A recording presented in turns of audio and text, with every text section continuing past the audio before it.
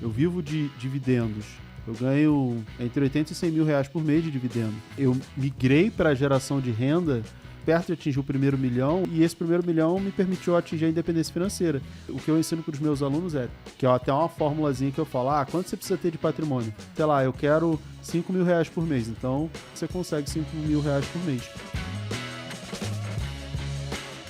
E como que foi essa questão de você largar o trabalho no Banco do Brasil, que você era concursado, que acaba tendo uma galera que pensa, vou sair daqui pra ir pra outro lugar. Aí o povo, não, você tá louco, que absurdo é esse, isso aconteceu? Duas coisas que todo mundo me chamou de louco, né? E eu tô acostumado, não ligo pra isso. Quando eu disse que ia pedir demissão do Banco do Brasil pra viver de bolsa, viver de trade e viver do mercado financeiro, todo mundo disse que eu era maluco e tudo bem. Eu fiz o que eu achei que eu tinha que fazer de certo. Não tive apoio, todo mundo me criticou. E quando eu vendi o apartamento para morar de aluguel, eu comprei o apartamento para casar, minha esposa, na época a gente era noivo, e quem casa quer casa, né? Então eu fiz um consórcio, né? Eu caí no conto do consórcio.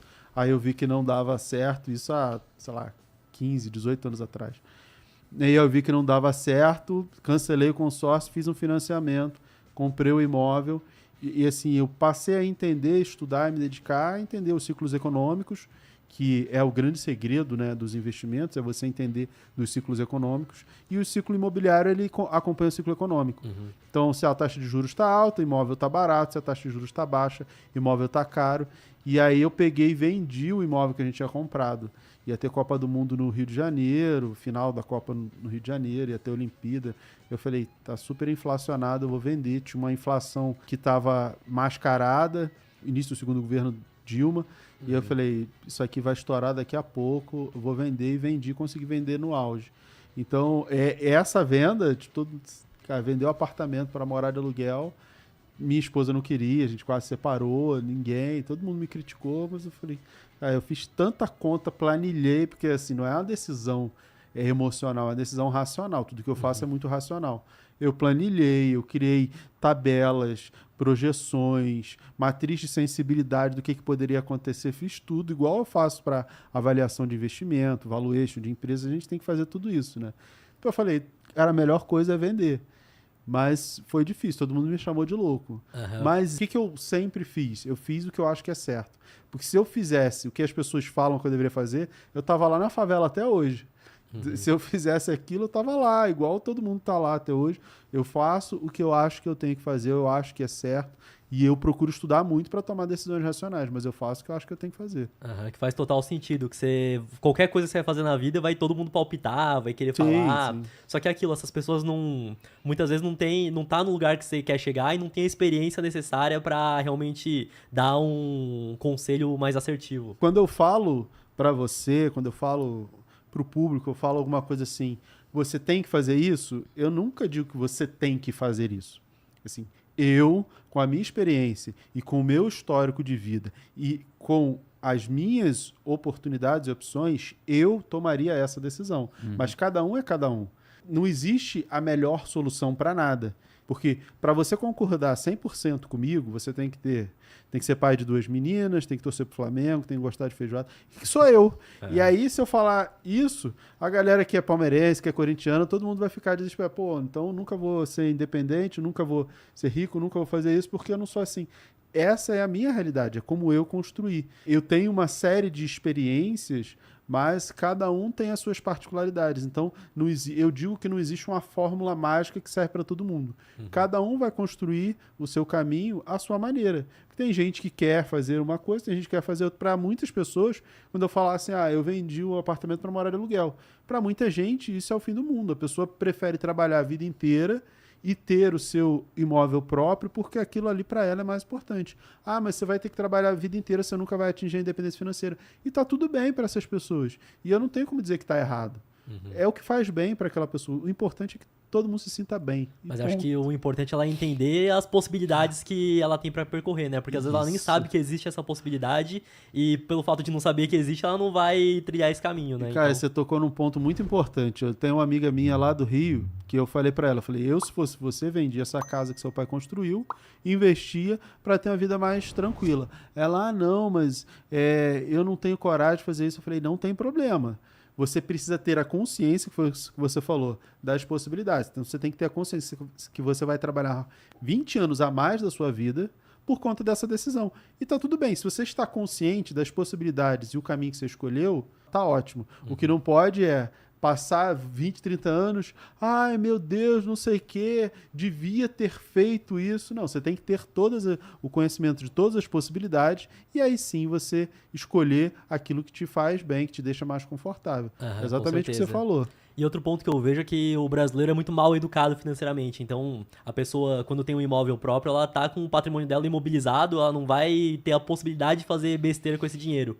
Então, às vezes, pelo fato de você falar, eu quero vender, pelo histórico da pessoa já conhecer várias pessoas que às vezes venderam ou estavam com o dinheiro parado e torraram tudo, ou investiram mal, colocaram dinheiro em pirâmide, pode acabar fazendo com que as pessoas pensem, não vale a pena ter um negócio parado, porque como eu não sou educado financeiramente, melhor ter um imóvel lá. E para esse tipo de pessoa, eu até acho que faz sentido. Agora, para pessoa que tá disposta ou já sabe investir, aí o jogo já muda, é outra coisa. Eu acho que esse é um efeito colateral, né? Eu acho que as pessoas não têm essa noção de que eu não tenho conhecimento financeiro, vou torrar o dinheiro se eu tiver ele na mão. Eu acho que acaba sendo um efeito benéfico, mas colateral. As pessoas não têm essa noção dessas trocas que faria besteira, e aí é melhor ter o patrimônio imobilizado. Eu acho que ele está imobilizado porque é a maneira que o pobre consegue construir, né? Você vai, faz um financiamento e vai pagando, e é a maneira que ele consegue.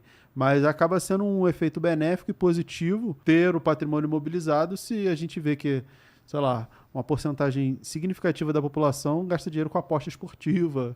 E aí, de repente, se vender o imóvel, vai gastar dobrar lá. Vai tentar dobrar, triplicar, vai perder tudo e vai ficar devendo.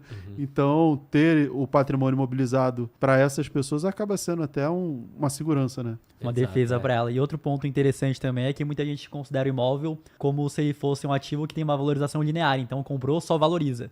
E a verdade é que não acontece dessa forma.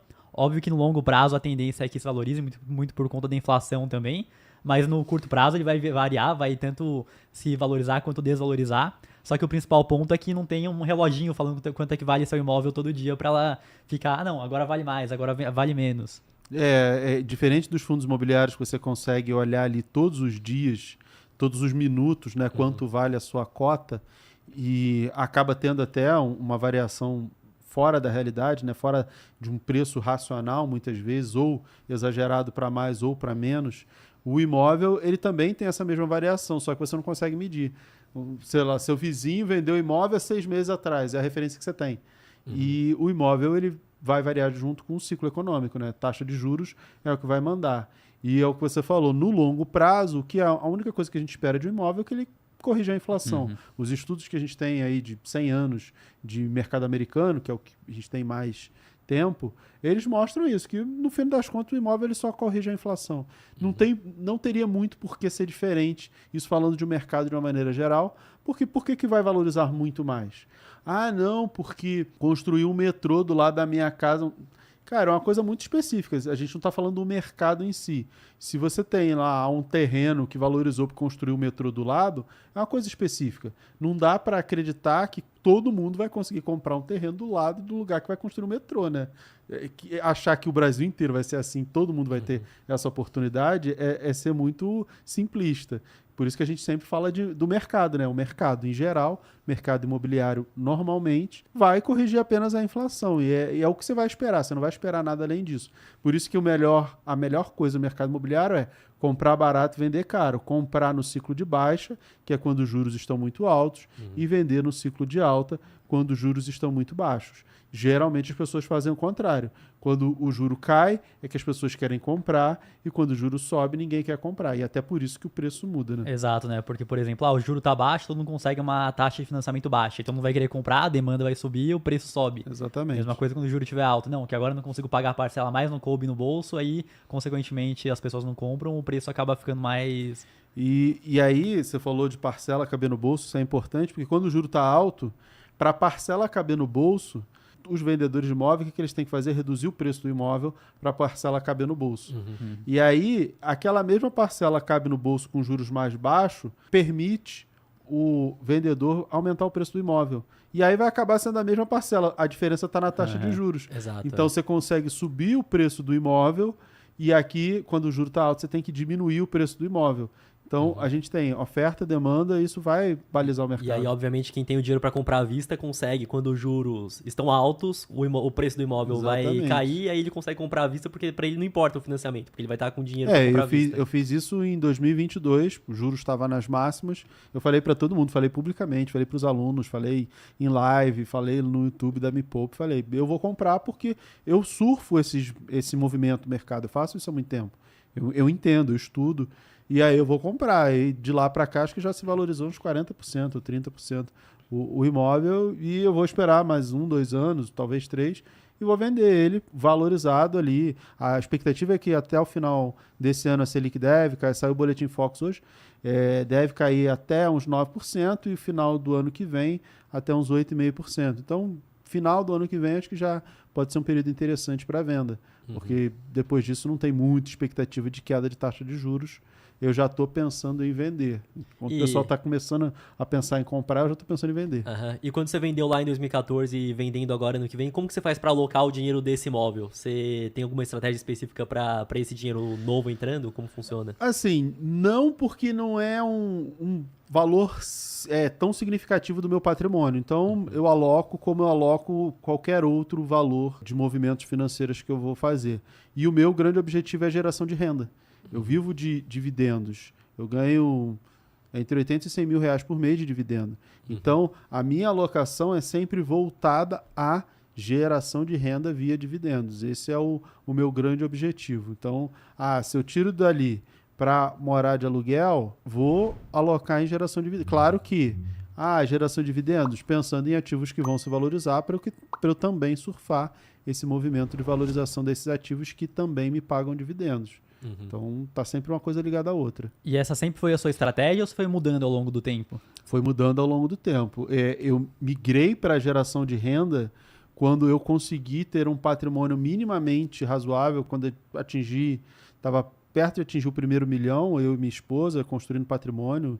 Isso, eu digo, isso tem mais de 10 anos, né? Eu construí o primeiro milhão como qualquer pessoa. Eu levei 18 anos para construir o primeiro milhão, lá juntando dinheiro, cada centavo, cada moedinha, investindo, não gastando de forma extremamente racional, eu atingi, e esse primeiro milhão me permitiu atingir a independência financeira. Porque com 0,5% ao mês, que é o que qualquer um consegue em dividendos, que é até uma formulazinha que eu falo, quanto você precisa ter de patrimônio? 200 vezes aquilo que você quer de renda. Exato, eu acho interessante falar isso, que muita gente fala, não, que você consegue tirar 1% ao mês, só que aí a inflação vai comer seu poder de compra, não tem como você gastar 1% ao mês. Esse 1% ao mês, ele é muito fantasioso, Sim. Porque isso depende muito do ciclo de mercado. Em 2019, cara, ninguém ganhava 1% ao mês. Você tinha fundos imobiliários de shopping pagando 0,4% ao mês, você, caramba, que maravilha. Então as pessoas acabam se apegando a valores de uma janela específica de mercado e não de uma maneira geral. Por isso que eu sempre falo assim, pega o que você quer de renda, multiplica por 200, que é quanto você precisa ter de patrimônio para gerar aquela renda. Não seu patrimônio total, mas para gerar aquela renda. Sei lá, eu quero 5 mil reais por mês, então com 1 milhão você consegue 5 mil reais por mês. Como eu sei que qualquer um consegue mais do que 0,5%, o que eu ensino para os meus alunos é tente 0,75 ao mês na sua carteira, que aí você continua naquela regrinha do 70-30, que você vive com 70%, reinveste 30% para fazer frente à inflação e fazer o seu patrimônio, o seu dividendo crescer. E aí você tem uma carteira que gera 0,75% ao mês, você pega 0,25%, reinveste, vive com 0,5% e beleza, você consegue fazer frente à inflação, frente a tudo isso e o patrimônio continua crescendo. Exato, porque realmente isso tem que levar em conta que a inflação no Brasil vai correr o poder de compra do cara que quer viver sempre com o máximo que ele consegue gerar de renda. Então, acho que isso é de extrema importância e todo mundo tem que saber. E eu acho... Esse é um erro que muita gente comete quando pensa em renda fixa como fonte de geração de renda, que eu particularmente não concordo com a renda fixa. Por quê? Porque a renda fixa ela distribui toda a correção. Sim. E aí, como é que você vai ter correção da inflação? Se você pega toda a correção e usa. As empresas, os dividendos, até os fundos imobiliários de gestão ativa, eles têm um poder de crescimento, principalmente as empresas, independente de você usar 100% do dividendo. Não é recomendado, mas com ações, se você usar 100% do dividendo, a própria empresa ela tem essa capacidade de reter parte dos lucros, investir para crescer, te distribuir só um pedacinho, e fica mais fácil. Agora, quando você está pensando em renda fixa, você está usando toda a correção da inflação, todo o juro, tudo que você tem ali. Se você usar, sei lá, 10 anos, uma debênture, um título que pague juros, o Tesouro Direto, que pague juros semestrais, você usou todo o dinheiro. No final das contas, depois de 10 anos, você vai receber o dinheiro que você colocou. E aí, o poder de compra dele é absurdamente menor. A inflação corroeu ele. Você pega, por exemplo, o Banco do Brasil, que até subiu o payout agora para 45%. Então, ele está distribuindo 45% dos seus lucros e ainda tem 55% para estar no caixa da empresa e continuar crescendo. Então, realmente, as empresas têm essa capacidade. E eu vejo que, por exemplo, um fundo imobiliário de papel também o cara tem que tomar muito cuidado por conta disso. Ele está recebendo a inflação também no dividendo. Exatamente. Fundos imobiliários de papel, eles são excelentes, mas para eles você tem que reinvestir no mínimo 50% do dividendo recebido, porque ele faz exatamente isso. Eu chamo de renda fixa imobiliária.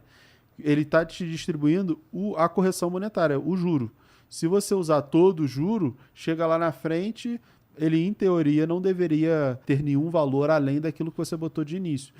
Por isso que a gente fala assim, para fundo imobiliário de papel e para FOF também, não faz sentido você pagar um valor que seja maior do que o valor patrimonial ou muito maior do que o valor patrimonial. Por quê?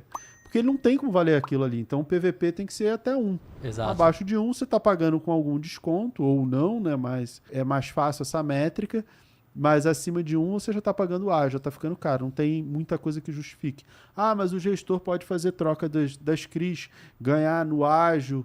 Não é uma coisa tão simples que vai gerar um crescimento patrimonial do fundo tão relevante, tão significativo para que justifique você pagar muito acima de um preço sobre valor patrimonial acima de 1. 1,10, a gente já viu a 1,30, 1,50 o pessoal comprando. Exato, você pega a 1,30, você tá pagando 130 numa nota de 100, por exemplo. De 100, você está pagando 30% de ágio, 30% de custo a mais de uma coisa que não vale, que não faz sentido. Para fundo imobiliário é um exemplo muito claro disso.